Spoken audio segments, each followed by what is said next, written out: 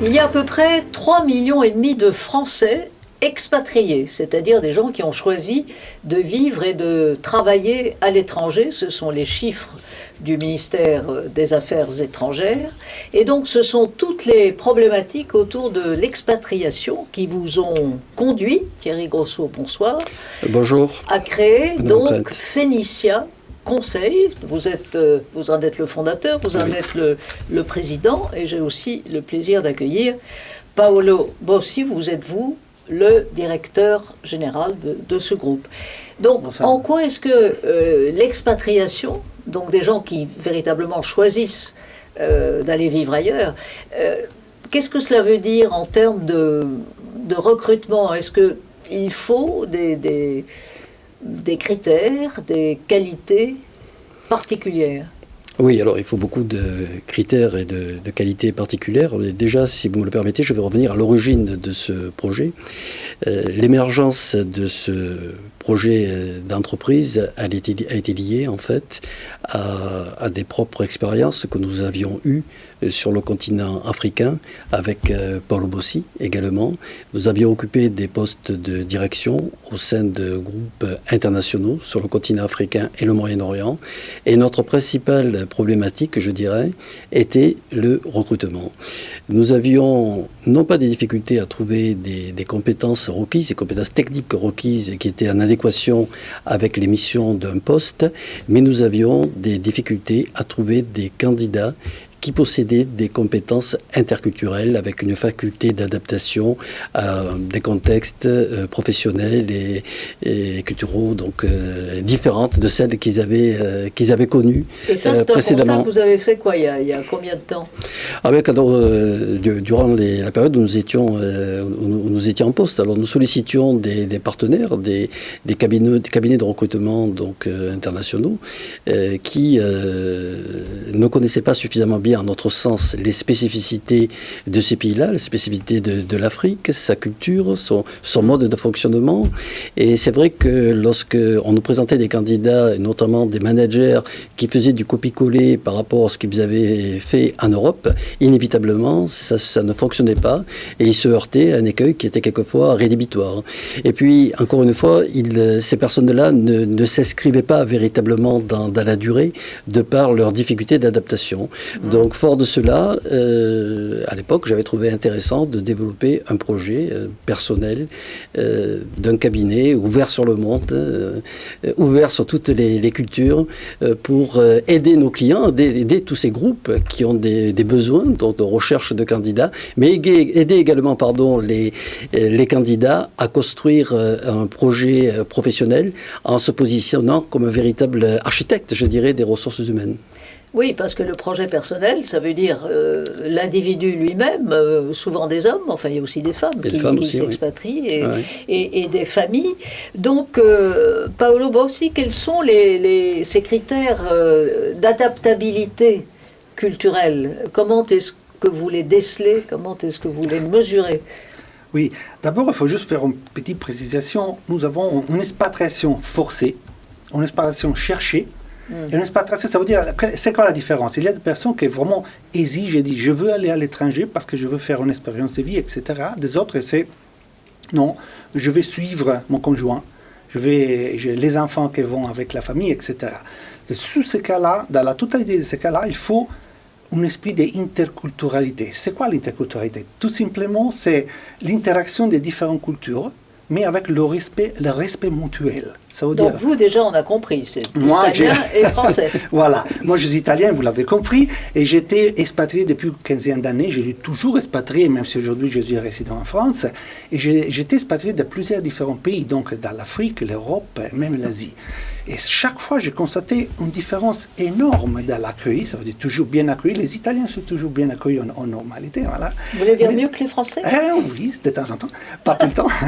Mais on a surtout, on a constaté l'importance de s'adapter, d'écouter, de se mettre en question. Quand on arrive dans un pays, idéal de écouter les autres, pas seulement imposer voilà, le propre point de vue. Bien évidemment, l'expatriation, c'est aussi importer, faire apprendre propre expérience, parce que sinon on ne prend pas un expatrié si vous avez déjà des personnes capables en locaux. Donc l'idéal, comme il est né l'expatriation, il est importer des expériences étrangères pour passer les expériences à les personnes qui travaillent en locaux. Mais c'est pas, comme l'a dit Thierry, c'est pas importer, copier-coller, qu'est-ce que vous avez fait dans votre pays. Donc il faut bien importer, essayer, mais s'adapter à la mentalité, à la religion, à la façon de faire, etc. Donc être toujours ouvert vers les autres, essayer de parler, essayer d'échanger pour s'adapter à les pays. Thierry Grosso, et ça marche. Oui, Phénicia, oui, ça Conseil. marche. Vous êtes dans combien de pays? Alors nous sommes implantés dans 7 pays du continent africain.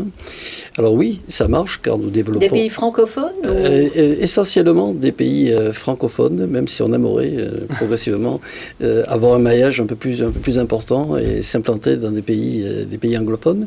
Et ça marche car nous développons une véritable relation de proximité avec des candidats. Nous savons que nous sommes sollicités pour des postes qui sont récurrents, comme des ingénieurs génie civil, des directeurs de travaux, par exemple. Et nous sommes organisés en fait par experts de métier dont le rôle en fait est de développer une CVTech performante, et en travaillant comme cela, ça nous permet d'être très réactifs lorsque nous avons une demande qui est effectuée par l'un de nos clients, parce qu'en fait on fait tout ce que peut pas faire une direction des ressources humaines. On a le mérite de suivre dans la durée les candidats, nous intéressons à leurs projets professionnels, leur degré de satisfaction dans le poste qu'ils occupent, aux perspectives d'évolution qu'ils pourraient avoir, et surtout leurs souhaits. En fait, c'est une carrière professionnelle, c'est un voyage dans le temps. Donc nous les aidons à agrémenter leur voyage et en leur proposant des opportunités qui sont adaptées à leurs attentes. Et vos clients, c'est le secteur privé, ou il y a aussi des États africains ou des agences publiques africaines qui font appel à votre expertise? Non, nos clients sont des groupes privés essentiellement, dont des groupes de BTP, de TP, des groupes qui interviennent dans l'énergie, dans la distribution automobile, dans la santé également, qui nous sollicitent pour des compétences techniques bien précises. Et donc vous assurez aussi un suivi des gens qui vous sont confiés en quelque sorte. Oui, absolument. En fait, les statistiques aujourd'hui sont que 84% des expatriés partent avec leurs conjoints. 80% des difficultés qui sont rencontrées sont liées aux conjoints. Donc, nous mettons tous les ingrédients pour que les personnes puissent s'adapter de la meilleure des façons dans le pays. C'est quoi les ingrédients? Les ingrédients, c'est un exemple précis. Dernièrement, on a contribué à un recrutement d'un expatrié en Algérie. L'épouse de cet expatrié était passionnée par la photographie. Nous lui avons permis de faire de la photographie, de rejoindre une association qui lui a proposé des cours de photographie.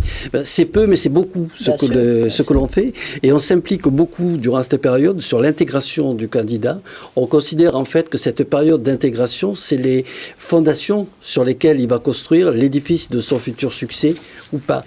En fait, l'expatriation, c'est une courbe en U. C'est pas tant quand le candidat arrive dans un pays, mais ce choc culturel qu'il va obligatoirement rencontrer se situe en général entre 6 au 6e mois et 9e mois. Et nous, on l'aide, on l'accompagne pour adopter des réflexes comportementaux qui sont en adéquation avec les spécificités culturelles des pays. Il doit y avoir quand même des cas très difficiles à résoudre, non? Des gens à qui vous conseillez carrément de rentrer chez eux? Oui, alors nous, on s'engage tellement dans la prise de poste de la personne, dans la période d'essai, qu'on donne, je pense, le seul cabinet sur certaines en France, qu'on donne même en garantie. On est capable de dire, on s'engage, si la personne n'est pas retenue dans la période d'essai, on est prêt à donner en partie un remboursement de 50% de notre commission, notre fee. Ça s'engage tellement notre cabinet que ce n'est pas notre intérêt de suivre le candidat, quand vous trouvez, comprendre, essayer de changer la route si quelque chose ça ne marche pas, surtout le premier 3 mois, 6 mois, c'est le plus délicat. Vous arrivez dans un pays inconnu, vous ne connaissez pas la langue, de temps en temps ça arrive parce qu'on essaie de recruter des candidats qui sont anglophones dans des pays francophones ou vice-versa, etc. Donc, ce n'est pas toujours évident. Donc, il faut toujours suivre, dire, OK, restez à l'écoute, restez tranquille, essayez de vous faire un réseau local, essayez de l'épouse La famille, c'est très important parce qu'elle donne de la tranquillité. C'est ça que, normalement, l'expatriation, ça signifie l'école, les enfants, suivre l'éducation, etc. Mais tout ça, c'est très important pour la société, pour notre image, parce que nous, on s'engage de trouver le bon candidat. Oui, pour votre succès. Parce qu'après, on aide personne à améliorer la vie, on aide personne à trouver un projet. Le projet, c'est pour nous, c'est pour eux, pour la société. Donc, on part. Et vous savez que se tromper trouver un candidat, c'est très coûteux pour la société. Ça veut dire, ça coûte énormément. Ça veut dire, vous vous trompez de candidat, vous engagez, vous payez. Après, il faut recommencer à chercher, il faut payer les pénalités, les tickets d'avion, rentrer. Donc, nous, on a vécu sur notre peau. On était expatriés les deux. On est rentrés. Moi, j'ai 3 filles qui ont vécu en Algérie, en Côte d'Ivoire, et ils ont encore des amis magnifiques. Faut dire, oui, pour les enfants, ça peut être une chance. Magnifique. Donc, vous êtes bilan, trilingue, etc. C'est une ouverture mentale très importante. Thierry Grosso, quel est votre prochain objectif pour Phénicia Conseil? Nous avons nous avons un siège qui est basé à Casablanca, qui est un véritable hub du recrutement, en charge de sourcer les meilleurs talents du continent africain. Donc on va beaucoup s'appuyer sur ce hub pour enrichir notre CVTech de talents et de compétences qui répondent donc aux attentes de nos clients. Après, c'est vrai qu'il y a encore des pays où nous ne sommes pas implantés. C'est très intéressant pour nous de découvrir d'autres pays, de s'adapter à d'autres pays. Donc on a toujours la même mentalité nous-mêmes d'un expatrié et de personnes qui ont des compétences interculturelles. Eh bien, merci Thierry Grosso, merci. Paolo Bossi, merci infiniment. Merci infiniment. Merci beaucoup, madame.